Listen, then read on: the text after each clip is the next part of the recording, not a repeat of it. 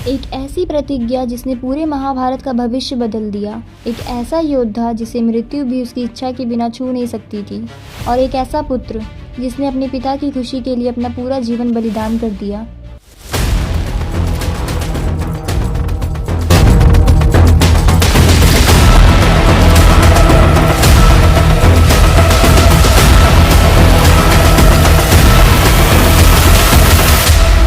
यह कहानी है भीष्म पितामह की, लेकिन उनकी कहानी शुरू होती है स्वर्ग लोक से। स्वर्ग में 8 वसु रहते थे। वे अत्यंत शक्तिशाली देवता थे। उनके नाम थे धरा, अनिल, अनल, सोम, प्रत्युष, प्रभास और अन्य वसु। वे हमेशा आनंद और वैभव में रहते थे। एक दिन सभी वसु अपनी पत्नियों के साथ पृथ्वी लोक पर घूमने आए। घूमते घूमते वे महर्षि वशिष्ठ के आश्रम पहुंचे। वहाँ एक अद्भुत गाय थी, नंदिनी। वह कोई साधारण गाय नहीं थी, उसमें दिव्य शक्तियाँ थी। वह जो चाहे उत्पन्न कर सकती थी। वसु प्रभास की पत्नी उस गाय को देखकर मोहित हो गई। उसने अपने पति से कहा, मुझे यह गाय चाहिए, किसी भी कीमत पर। पहले तो प्रभास ने मना किया, क्योंकि वह जानते थे कि वह महर्षि वशिष्ठ की प्रिय गाय है। लेकिन पत्नी के बार बार कहने पर उन्होंने बाकी वसुओं को भी मना लिया, और फिर 8 वसुओं ने मिलकर नंदिनी गाय को चुरा लिया। कुछ देर बाद जब महर्षि वशिष्ठ आश्रम लौटे तो उन्होंने अपनी दिव्य दृष्टि से सब जान लिया। उनका क्रोध भयंकर हो उठा। उन्होंने आकाश की ओर देखकर कहा, देवता होकर भी तुमने चोरी की है, इसलिए मैं तुम्हें श्राप देता हूँ कि तुम सभी मनुष्य लोक में जन्म लोगे। श्राप सुनते ही 8 वसु डर गए। वे तुरंत ऋषि के चरणों में गिर पड़े और क्षमा मांगने लगे।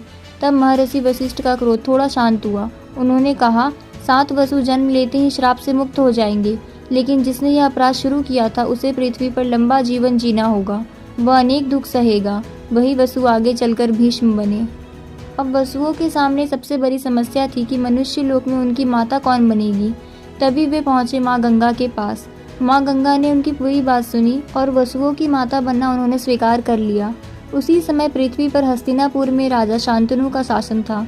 वे बहुत वीर, न्यायप्रिय और महान राजा थे। एक दिन राजा शांतनु गंगा नदी के किनारे शिकार करने गए और तभी वहाँ उन्होंने देवी गंगा को देखा। राजा शांतनु ने देखते ही मोहित हो गए। उन्होंने तुरंत विवाह का प्रस्ताव रखा। माँ गंगा मुस्कुराई और बोली, मैं विवाह के लिए तैयार हूँ, लेकिन मेरी एक शर्त है। आप कभी भी मेरे किसी कार्य में हस्तक्षेप नहीं करेंगे, ना मुझसे कोई प्रश्न पूछेंगे। जिस दिन आपने ऐसा किया मैं उसी दिन आपको छोड़कर चली जाऊंगी। राजा शांतनु ने देवी गंगा की शर्त मान ली। दोनों का विवाह हो गया। पूरा हस्तिनापुर खुशी से झूम उठा। कुछ समय बाद गंगा को पहला पुत्र हुआ, लेकिन जन्म के तुरंत बाद गंगा उस शिशु को लेकर नदी की ओर चली गई और उस शिशु को गंगा में बहा दिया। राजा शांतनु का दिल कांप उठा। वे चिल्लाना चाहते थे, रोकना चाहते थे, लेकिन अपने वचन के कारण चुप रहे। फिर दूसरा पुत्र हुआ, उसे भी गंगा ने नदी में बहा दिया। तीसरा, चौथा, 5वां, ऐसे ही 7 पुत्रों को गंगा नदी में प्रवाहित कर दिया गया। पूरा हस्तिनापुर डर और रहस्य में डूब गया, लेकिन कोई भी राजा से कुछ पूछने की हिम्मत नहीं करता था। असल में वे 7 पुत्र वही 7 वसु थे जो जन्म लेते ही श्राप से मुक्त हो गए थे। फिर समय आया 8वें पुत्र का। जब गंगा उसे लेकर नदी की ओर बढ़ी तब शांतनु खुद को रोक नहीं पाए। वे दौड़ते हुए पहुंचे और बोले, बस अब और नहीं। तुम कैसी माँ हो, अपने ही बच्चे को क्यों मार देती हो। गंगा शांत हो गई और फिर बोली, राजन, आज आपने अपना वचन तोड़ दिया। इसके बाद उन्होंने पूरी सच्चाई बताई, वसुओं का श्राप, उनका जन्म और 8वें पुत्र का भाग्य। गंगा बोली, यह 8वां पुत्र वही वसु है जिसे पृथ्वी पर लंबा जीवन जीना है। यह एक महान योद्धा बनेगा। इतना कहकर माँ गंगा उस बालक को अपने साथ लेकर चली गई। वर्षों तक गंगा ने स्वयं इस बालक का पालन पोषण किया। उन्होंने उसे वेद, शास्त्र, राजनीति और धर्म का ज्ञान दिया। भगवान परशुराम जैसे महान गुरु ने उसे युद्ध कला सिखाई। वह बालक इतना शक्तिशाली बन चुका था कि देवता भी उसकी वीरता की चर्चा करते थे। उसका नाम रखा गया देवव्रत। कई वर्षों बाद माँ गंगा देवव्रत को हस्तिनापुर वापस ले आई। जब शांतनु ने अपने पुत्र को देखा, उनकी आंखों में आंसू आ गए। देवव्रत शीघ्र ही हस्तिनापुर के युवराज घोषित कर दिए गए। पूरा राज्य खुश था। सबको लगता था कि देवव्रत जैसा योग्य राजा पूरी धरती पर कोई नहीं है, लेकिन नियति को कुछ और ही मंजूर था। एक दिन राजा शांतनु यमुना नदी के किनारे घूम रहे थे। तभी उन्होंने वहां सत्यवती को देखा। सत्यवती अत्यंत सुंदर और बुद्धिमान थी। राजा शांतनु उससे प्रेम करने लगे और उसके पिता के पास विवाह का प्रस्ताव लेकर पहुंचे। लेकिन सत्यवती के पिता ने कहा, मेरी पुत्री का पुत्र ही हस्तिनापुर का राजा बनेगा। यह सुनते ही शांतनु का चेहरा उतर गया, क्योंकि युवराज तो पहले ही देवव्रत बन चुके थे। राजा दुखी होकर लौट आए।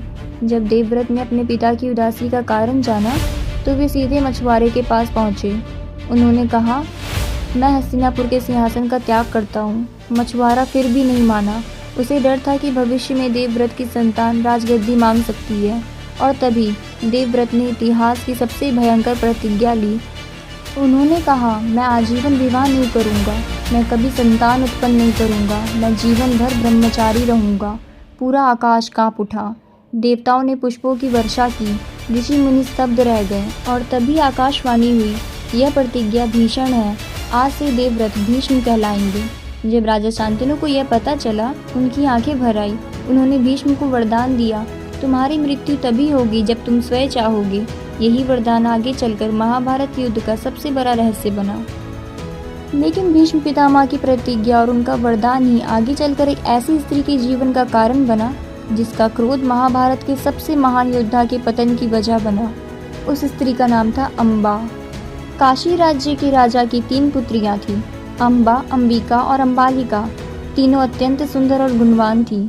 जब उनके स्वयंवर का समय आया तब पूरा आर्यव्रत के राजाओं को आमंत्रण भेजा गया, लेकिन हस्तिनापुर को निमंत्रण नहीं दिया गया।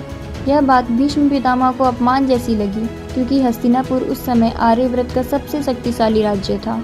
उस समय हस्तिनापुर के राजा थे विचित्रवीर्य, जो भीष्म के सौतेले भाई थे। भीष्म ने निश्चय किया कि वे स्वयं काशी जाकर तीनों राजकुमारियों को विचित्रवीर्य के लिए लेकर आएंगे। और फिर स्वयंवर सभा के बीचों बीच अचानक भीष्म पितामह का रथ आ पहुंचा। उनकी आंखों में बिजली जैसा तेज था। सभा में बैठे सभी राजा डर गए। भीष्म ने ऊंची आवाज में कहा, काशी नरेश ने हस्तिनापुर का अपमान किया है, इसलिए मैं इन तीनों राजकुमारियों को अपने भाई विचित्रवीर्य के लिए लेकर जा रहा हूँ। इतना कहकर उन्होंने तीनों राजकुमारियों को अपने रथ में बैठाया और वहाँ से निकल पड़े। सभा में बैठे कई राजाओं ने उन्हें रोकने की कोशिश की। भयंकर युद्ध हुआ, लेकिन भीष्म पितामह के सामने कोई टिक नहीं पाया। उन्होंने अकेले ही सभी राजाओं को हरा दिया। जब भीष्म हस्तिनापुर पहुंचे तब अम्बा ने उनसे कहा, मैं राजा शाल्व से प्रेम करती हूँ और स्वयंवर में उसी को अपना पति चुनने वाली थी। यह सुनते ही भीष्म कुछ पल के लिए शांत हो गए, क्योंकि वे धर्म का पालन करने वाले पुरुष थे। उन्होंने तुरंत अम्बा को सम्मानपूर्वक शाल्व के पास भेज दिया। लेकिन जब अम्बा शाल्व के पास पहुंची तब शाल्व ने उसे स्वीकार करने से इनकार कर दिया। शाल्व क्रोधित होकर बोला, तुम्हें भीष्म जीत कर ले गए थे, अब मैं तुम्हें कैसे स्वीकार करूं? अम्बा का दिल टूट गया। जिस पुरुष से वह प्रेम करती थी उसने ही उसे ठुकरा दिया। अब अम्बा वापस हस्तिनापुर पहुंची। उसने भीष्म से कहा, अब आप ही मुझसे विवाह कीजिए। लेकिन भीष्म स्तब्ध रह गए। वे बोले, मैं प्रतिज्ञा कर चुका हूँ, मैं जीवन भर विवाह नहीं कर सकता। अब अम्बा के पास कुछ भी नहीं बचा था। जिसे वह चाहती थी उसने उसे छोड़ दिया, और जिसकी वजह से उसका जीवन बदला वह अपनी प्रतिज्ञा के कारण उसे अपना नहीं सकता था। धीरे धीरे अम्बा का प्रेम भयंकर क्रोध में बदल गया। उसने मन ही मन प्रण लिया, भीष्म ही मेरे जीवन के विनाश का कारण है और मैं उनका विनाश करके रहूंगी।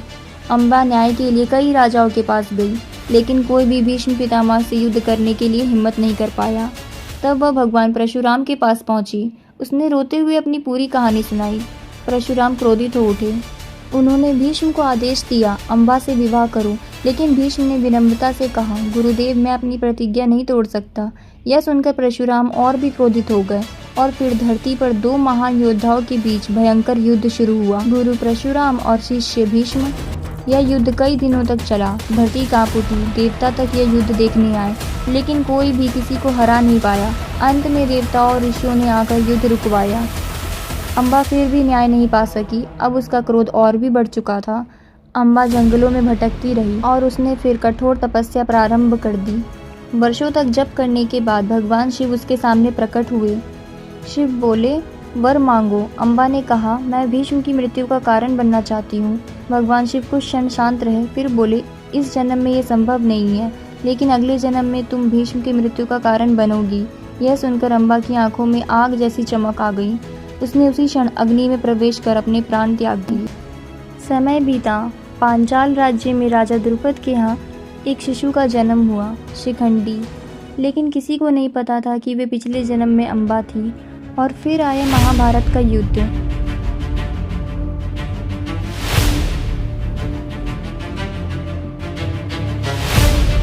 भीष्म पितामह यह रहस्य जानते थे कि शिखंडी पिछले जन्म में अम्बा थी और वह उनसे अपना प्रतिशोध लेना चाहती है।